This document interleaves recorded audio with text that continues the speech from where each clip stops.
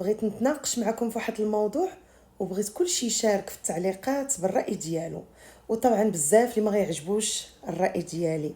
هذا الموضوع هذا موضوع فني على هاد المؤثرات اللي ولاو فنانات، ولقيت هذا الموضوع هذا كيتهضروا عليه بزاف في بعض اللايفات، وكاين اللي معارض لهاد الفكره هذه، ومنهم فنانات قديرات في الميدان ما عجبهمش الحال علاش يجيبوا مؤثرات واللي ممثله. وهضروا على سعيد الناصري اللي جاب واحد المؤثره قال لك علاش. المهم كانوا بزاف ديال الانتقادات.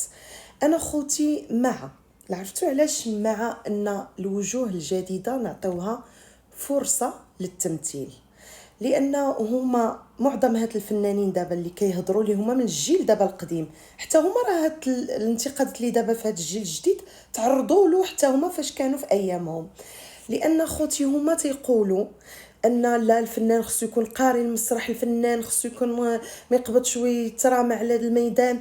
ولكن اخوتي في قديم الزمان، يعني في العصر ديالهم هما، انا كنعرف واحد الفئه كبيره، ما كنعممش، ولكن واحد الفئه ديال واحد 30% اللي ما قاريش، اللي تعلم القرايه والكتابه عاد من بعد ما كيفكش حتى الخط. وكنعرفهم بالاسامي في الدومين ديال الفن المغربي، وهما عارفينهم، مش كلهم قاريين المسرح. كاين اللي منهم تبارك الله عاد اجتهد ودخل قرا المسرح. ف يعني فرصه لهاد الناس جدد ماشي عيب باش يجي ان مخرج ويعطي واحد الفرصه جديده لواحد الانسان ما عنده علاقه بالتمثيل الا وراه شاف فيه الموهبه. ونعطيكم مثال، طبعا ما غنعطيش مثال بالممثلين ديالنا المغاربه باش ما نجرح حتى شي واحد، باش ما يبقى الخاطر ديال حتى شي واحد. نعطيكم مثال بالفن السينما ديال مصر. مثال الفنان عبد الحليم. عبد الحليم ما قاريش المسرح النهار اللي دخل الميدان، ما كانش قاري المسرح في الاول، يعني حتى هو اكتشفوه كموهبه. فيروز، ديك فيروز الصغيره كانت قاريه شي مسرح، كانت صغيره وتبارك الله راه كانت من الممثلات الواعرين في مصر، وطلعت وهي كتمثل. وبزاف الفنانين اللي تكتشفوا بدون ما يكونوا قارين لا تمثيل لا مسرح لا حتى شي حاجه. بالعكس، انا بالنسبه لي هاد المؤثرات تا هما عندهم دور ديالهم.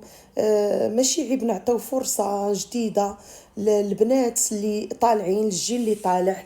كاين فنانات تبارك الله عندهم الموهبه، تخلقت فنانه حتى من كتشوف فيديوهاتها كتلمس فيها انها فنانه، فمن حقها حتى هي تدخل لهذا الدومين الا كان عاجبها. ومن بعد بالعكس خاصها تسقل الموهبه ديالها وتمشي تقرا التمثيل، تقرا المسرح، تقرا كل شيء. ولكن باش نحبطوهم في البدايه، بالعكس انا هذا رايي، وبغيتكم نتوما تشاركوني رايكم في التعليقات. وانا هذاك الشيء اللي تيدير دابا سعيد الناصري بالعكس انا معاه. بالتوفيق خويا سعيد الناصري. بالعكس، الوجوه الجديده كتعطي عاوتاني واحد النظره جديده عاوتاني على الفن، وكذلك ادوار جديده اللي تحنا باش ما كيوقعش المشاهد، ما كيوقعلوش الملل من نفس الوجوه.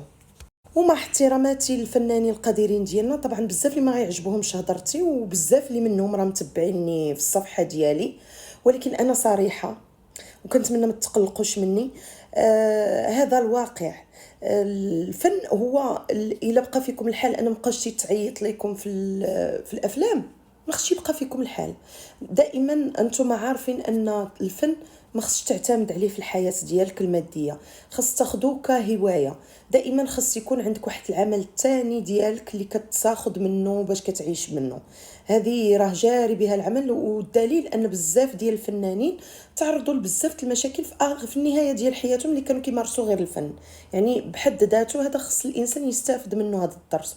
وبالنسبه لي كذلك الفنان اللي تيكبر بزاف، احسن حاجه هو يمشي يجتهد شويه في العباده، وشويه يجتهد يلتجأ لطريق الله، لان الانسان ما غيبقاش ديما صغير، ما غيبقاش الانسان ديما متبع ملاهات الدنيا، فهمتوا؟